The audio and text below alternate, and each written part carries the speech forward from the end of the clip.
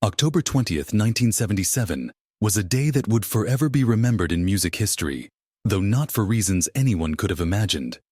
Just 3 days earlier, the southern rock band Lynyrd Skynyrd released their groundbreaking album Street Survivors. Riding high on their success, they performed at the Greenville Memorial Auditorium in South Carolina, delivering unforgettable performances of hits like Sweet Home Alabama and Freebird.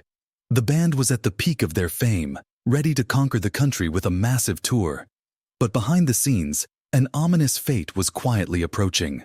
Rather than enduring long bus rides or relying on commercial flights, the band decided to rent a Convair CV-240, a small twin-engine plane to travel between shows. They thought it would save time and make their hectic schedule more manageable. Ironically, a few months earlier, Aerosmith had looked into renting the same plane, but backed out after seeing the pilot and co-pilot drinking during an inspection. This decision might have saved their lives.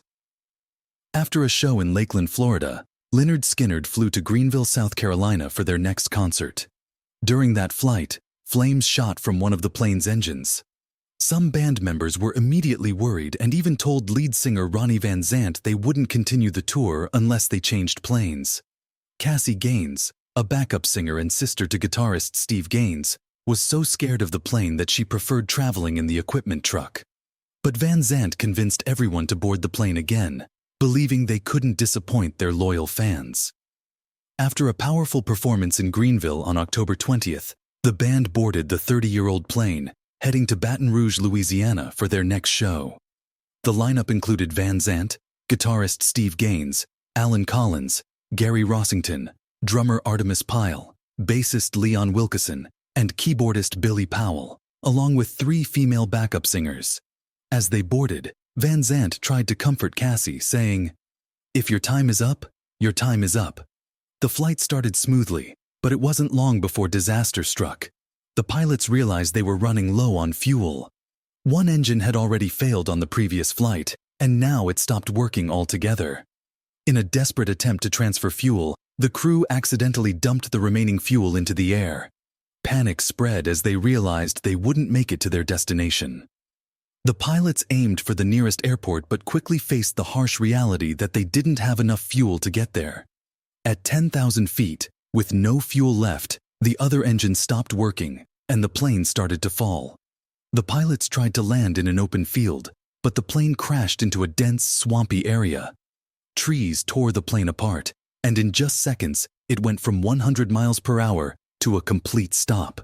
The crash was devastating, throwing passengers from the plane and scattering wreckage over 500 feet. Somehow, the lack of fuel turned out to be a small blessing, preventing the plane from catching fire. But the crash was still deadly. Van Zant, Steve Gaines, Cassie Gaines, road manager Dean Kilpatrick, and the 2 pilots all lost their lives. The survivors were severely injured, with broken bones and deep cuts.